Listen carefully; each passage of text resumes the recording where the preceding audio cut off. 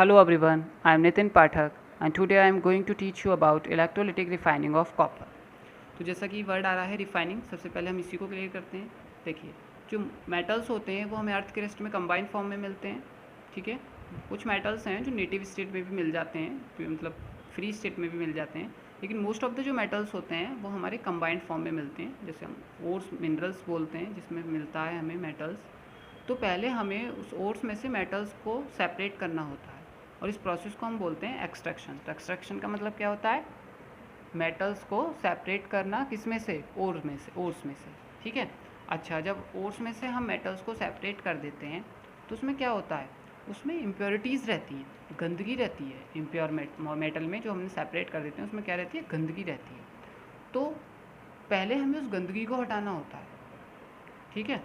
तो उस गंदगी को हम इंग्लिश में बोलते हैं गैंग, मतलब साइंस की टर्म में हम गैंग बोलते हैं उस इम्प्योरिटीज़ को, GANGUE। तो सबसे पहले हमें मेटल्स में से गंदगी को हटाना होता है और इसी प्रोसेस को हम क्या बोलते हैं? रिफाइनिंग बोलते हैं। आपका देखो लिखा हुआ है, the process of purifying impure metal is called refining of metal. इतना क्लियर हो गया आपका रिफाइनिंग का मतलब क्या होता है? मेटल को, इम्प्योर मेटल को प्योरीफाई करना, मीन्स उसकी इम्प्योरिटीज़ को रिमूव करना। अब यहाँ पर ये वर्ड आ रहा है इलेक्ट्रोलिटिक रिफाइनिंग। ये मोस्ट इंपॉर्टेंट और मोस्ट वाइडली यूज्ड मेथड है जो आपका मेटल्स की रिफाइनिंग के लिए यूज़ होता है। इलेक्ट्रोलिटिक रिफाइनिंग मीन्स रिफाइनिंग आपका तो क्लियर है, रिफाइनिंग क्या है? प्योरीफाई करना इम्प्योर मेटल को। बट यहाँ पे वर्ड आ रहा है इलेक्ट्रोलिटिक। तो इलेक्ट्रोलिटिक मीन्स यहाँ पर इलेक्ट्रिसिटी के प्रोसेस से हम मेटल्स को रिफाइन करेंगे। इसमें क्या होता है? हम एक सॉल्यूशन लेते हैं, दो रॉड लेते हैं, एक एनोड होती है, एक कैथोड होती है, फिर उसमें करंट पास करते हैं। तो ऐसे ऐसे फिर हम जो प्योर मेटल होता है उसको अलग सेपरेट कर लेते हैं। तो इस ये प्रोसेस होता है electrolytic refining by the process of electrolysis. तो आपके जो सिलेबस में 10th क्लास के सिलेबस में है, ये आपकी कॉपर की ही इलेक्ट्रोलिटिक रिफाइनिंग है जो पूछी जाती है। हालांकि बहुत तरह के मेटल्स होते हैं जो इस प्रोसेस से सेपरेट किए जाते हैं, मतलब प्योरीफाई किए जाते हैं, नॉट सेपरेट। तो many metals like copper, zinc, tin, lead, nickel, silver, gold, ये ऐसे मेटल्स हैं जिनको हम इलेक्ट्रोलिटिक रिफाइनिंग के प्रोसेस से क्या करते हैं? प्योरीफाई करते हैं, ठीक है। तो अब आपको ये पता चल गया रिफाइनिंग क्या होता है, इलेक्ट्रोलिटिक रिफाइनिंग क्या होता है, और ऐसे कितने मेटल्स हैं जो इलेक्ट्रोलिटिक रिफाइनिंग के प्रोसेस से क्या करे जाते हैं? प्योरीफाई करे जाते हैं। अब हम देखते हैं कि रिफाइनिंग के लिए हमें क्या क्या चाहिए होता है। इम्प्योर मेटल की जब हम रिफाइनिंग करते हैं तो उसके लिए हमें क्या क्या चाहिए होता है। तो आपको फर्स्ट पॉइंट देख सकते हैं, आपको फर्स्ट पॉइंट दिख रहा होगा, ए thick block of impure metal is made anode. तो मैं आपको पहले ही बता देता हूँ, आपने 9th क्लास में भी पढ़ा होगा, as you have studied in 9th class also, the types of charge particles.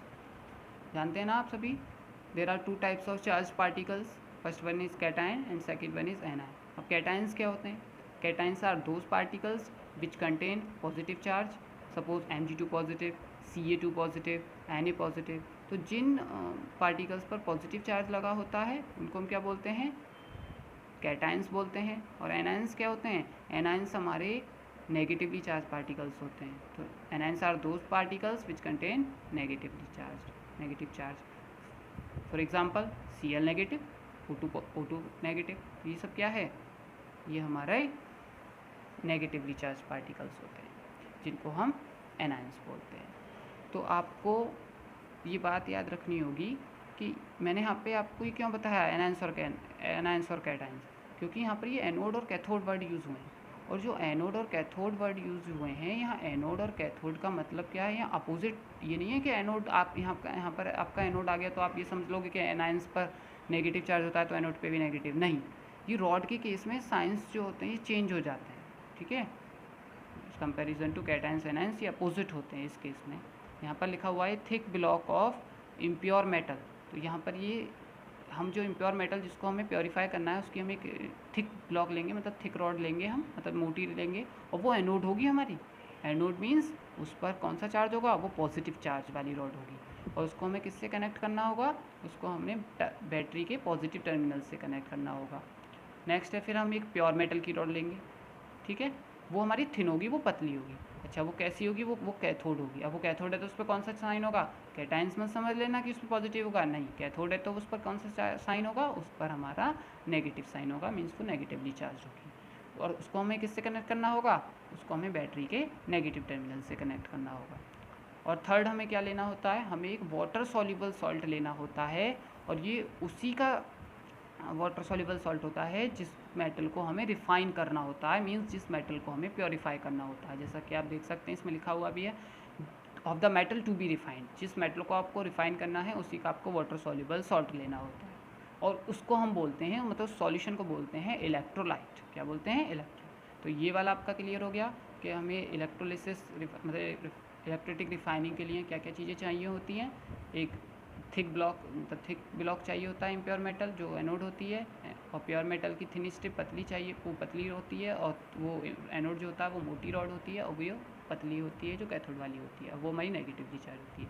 और हमें वाटर सॉल्युबल सॉल्ट लेना होता है जिसको हम इलेक्ट्रोलाइट बोलते हैं, और वो उसी का होता है, उसी मेटल का होता है जिसको हमें रिफ़ाइन करना है, मीन्स जिसको प्योरीफाई करना है।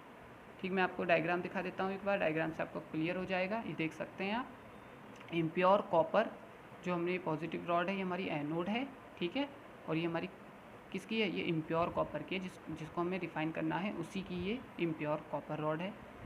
और ये देखो आप, थिक है, ये मोटी है। दूसरी तरफ आप देख सकते हैं ये हमारी प्योर कॉपर की रॉड है, ये हमारी कैथोड है, ये नेगेटिव चार्ज है, देख लेना इस पर नेगेटिव लगा हुआ है चार्ज, और ये आपकी नेगेटिव टर्मिनल से कनेक्ट है, और वो एनोड वाली आपकी पॉजिटिव टर्मिनल से कनेक्ट है। और ये हमारी थिन है, जो कैथोड वाली रॉड है वो हमारी थिन है, पतली है, ठीक। और ये आपको थर्ड देखिए कॉपर सल्फेट सॉल्यूशन है। तो ये कॉपर सल्फेट सॉल्यूशन, जिस मतलब कॉपर को हमें रिफ़ाइन करना था तो हमने ये कॉपर सल्फेट सॉल्यूशन लिया है, ठीक। अब इसमें देखते हैं प्रोसेस कैसे हम करते हैं इसमें। तो ये आपका लिखा हुआ है ऑन पासिंग इलेक्ट्रिक करंट। देखिए इलेक्ट्रिक करंट जब हम पास करेंगे तो इलेक्ट्रिक करंट किस में से जाएगा? पॉजिटिव टर्मिनल से होता हुआ ये एनोड वाली रॉड में आएगा, ठीक है।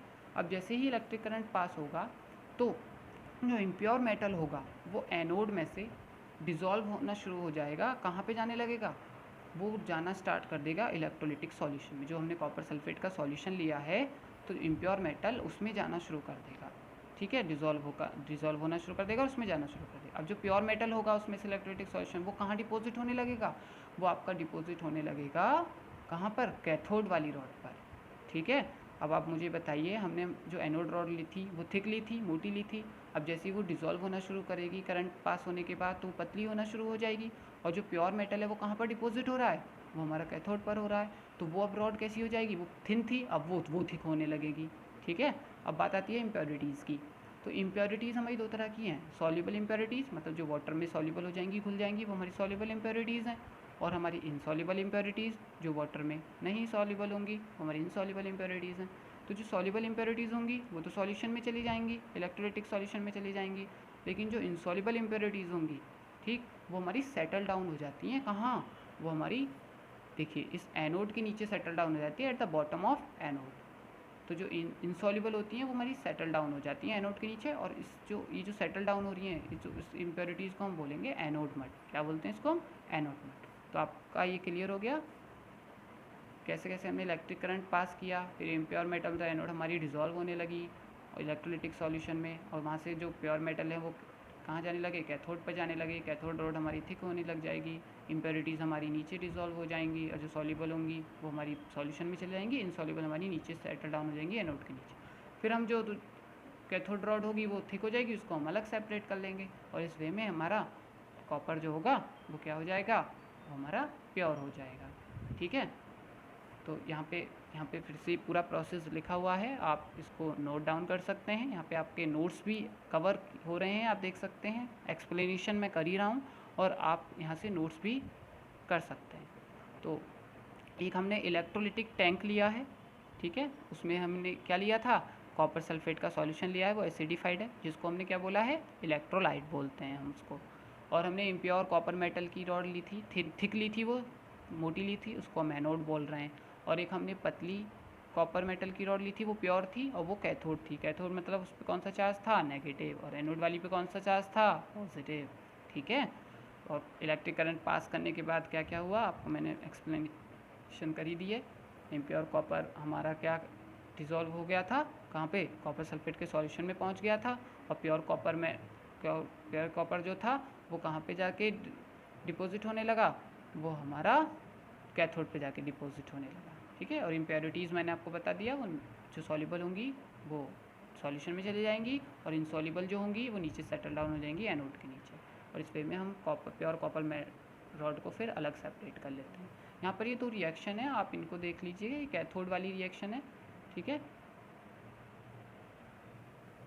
ये कैथोड वाली रिएक्शन देख लीजिए आप, जो कैथोड पे हो रहा है ये गेन कर रहा है 2 इलेक्ट्रॉन्स को, ठीक है, Cu2 पॉजिटिव प्लस 2 इलेक्ट्रॉन, तो Cu। और जो एनोड वाली रिएक्शन होगी, लॉस ऑफ इलेक्ट्रॉन्स हो रहा है हमारा, और लॉस ऑफ इलेक्ट्रॉन्स में आपको पता है ये कौन सा चार्ज आ जाता है, पॉजिटिव चार्ज आ जाता है, ठीक है, Cu माइनस 2 इलेक्ट्रॉन, तो Cu2 पॉजिटिव।